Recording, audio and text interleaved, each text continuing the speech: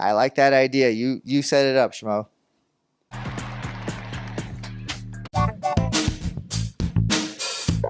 This is the Schmo with the Pro. He's 22-6. He's the number 7th ranked UFC lightweight. He's Beneil Dariush in the flesh, inside your garage. Episode of Hoarders. How we doing? A little embarrassed, but to be fair, on my part, for like everything I have, every single one I have, like 7 or 8 are my wife's. So I'm doing okay overall. I blame her. What's in all the boxes stacked over the Schmo's right shoulder here? I don't even want to look. That's just cleaning stuff for kids. And then I don't also kids stuff and more kids stuff. A lot of it is for the kids, and also my wife is just a hoarder. She just can't help herself. So I'm the opposite. So that's where we're at. Clearly, I'm not winning this battle. But you're all about the kids. You always have extra stuff here at the home of the Dariushes. I do have extra stuff for kids, so if you ever bring your kids over, there's plenty of stuff for them. Maybe one day. Now talk to the Schmo for a second, man. You're always a jolly-looking guy. How's life for you right now? Life is good, man. We got a lot going on right now. Clearly, I'm pretty busy with the kids, but we're actually expanding our gym, so that's been taking a lot of time, and it's kind of a pain in the butt. But soon we'll kind of like really start showing pictures and announcing it and things like that. But right now we're just working on that. And sheesh, yeah, that's about it. Got the coaching thing going on then. A little bit. I might have to pick it up a little bit more with the new place, but I can't like coach for a long time. It's difficult. I might do like a temporary coaching position just because. We'll talk to the Schmo for a second. There's a lot of fight news going on, a lot of announcements that were just being made, a lot of fights that were made in your division, the lightweight division. What do you make of Charles Oliveira facing Arman Tsarukyan, 2 guys that you've faced before? Man, that's a really good fight. Honestly, I think that's a good fight. I think Arman has a strength and speed advantage, but experiences with Charles. So it just how far in the fight goes and how the fight goes. There's a lot of components to it, but yeah, it's going to be a good fight. Old school versus new school. Who do you favor based off of skill sets? It's hard to say. I think early I would go with Arman, but if we go deeper into the fight, I would go with Charles. He seems to come alive as the fight goes. Durability, endurance, tricks up the sleeves, the old veteran. Yeah, exactly. He's got a lot of tricks, and he's a great fighter too, great fighters seem to find holes as a fight gets longer, and I think he could pull that off.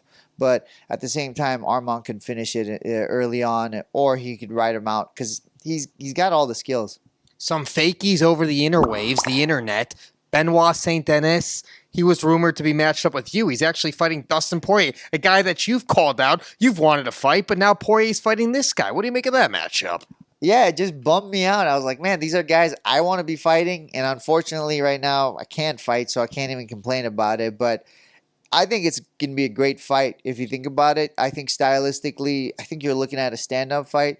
But yeah, I think it'll be a dope fight. But as far as not being able to fight them, kind of bummed out. Hopefully later on in the year. Well, maybe you could just jump up weights like Conor McGregor fighting Chandler at 185. That's what he announced the other week. What do you make of that type of announcement from Conor? I wonder if he has to cut to get down to 170. So he's like, forget it. I'm not cutting weight to 170, I'll just fight at 185. Honestly, I don't know what to make of it. It's weird. Is he ever going to fight 55? Is he even going to fight after this fight? That's the thing with Conor. There's so many questions, and even though there's so many questions, and most of the time, none of it actually happens, we speculate so much, it actually ends up getting in the way of the division. So Conor's he's definitely a unicorn, so he's kind of hard to deal with. What keeps that man schmotivated inside the fight game? He's got all the shmoney in the world. That's a good question. Honestly, that's a good question. I don't really know what his motivation is or what it is. Shoot, I can't tell you that. You'd have to ask him, but maybe he's really petty. Have you thought about that? Maybe petty? He's just petty and he just wants to get it all back. Like all his losses, because I could relate to that. I want to beat up everybody that beat me up. Competitive juice is always flowing. Exactly. What about the other 185ers, real 185ers, UFC 297 belt on the line, Sean Strickland, the Schmo knows you got a history of that guy, Dricus Plessis, he got underneath the skin. They brawled at the last UFC pay-per-view, so emotion, family being brought up. What do you make of what's going on with these guys? Yeah, I love Sean, man. Sean's obviously very special. Like, I don't have to explain that to you guys, but he's got the skills to beat anybody, right? And then as far as it gets kind of tricky because so far, whoever Sean's fought, he's been able to get under their skin. I think Dricus actually got under his skin, so I think that'll make things interesting and see how Sean fights. But if Sean fights like how he usually fights, I don't see Dricus beating him. As good as Dricus is, I don't think he has. Sean, when he fights, he's very economical, if that makes sense. He conserves his energy while doing a lot of damage. I don't think Dricus can handle that for 5 rounds. So if Dricus can get him out early on, good. If not, Sean is going to take over that fight. And Sean really does have that ability. If he pushes himself, he really does take over the fights, and we've been seeing that lately.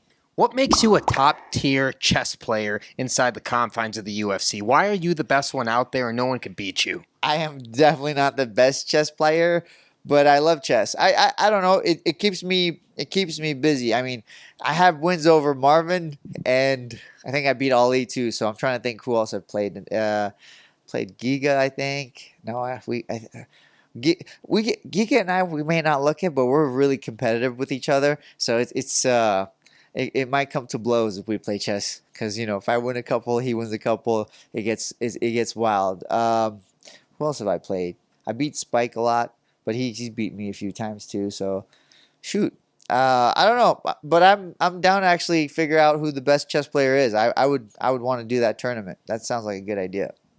We could make it happen one day. I like that idea. You set it up, Schmo.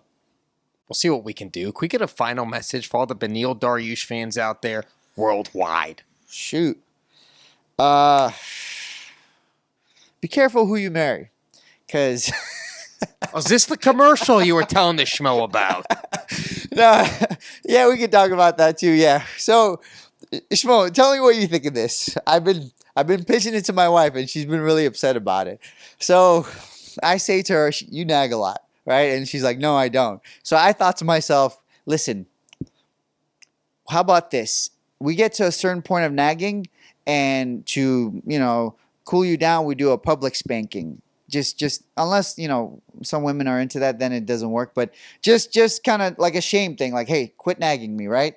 And the next logical question is, are tickets free or free admission, or do people have to pay to see this? It's a good question. I haven't thought that far. I was thinking about the next logical question, which is, how do you measure the amount of nagging? And how do you, I was thinking to myself, you put like some kind of recording device that only turns on when your wife takes a certain tone.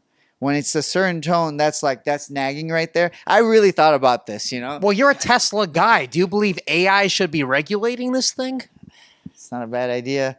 But then, I feel like AI is going to side with the wife. I don't know why. I just feel like they're going to side with, because I know AI sounds like it's going to be really logical, but I feel like it's not. Men are logical. Women are women. All right. Yeah. That's the note we're going to end on. Yeah.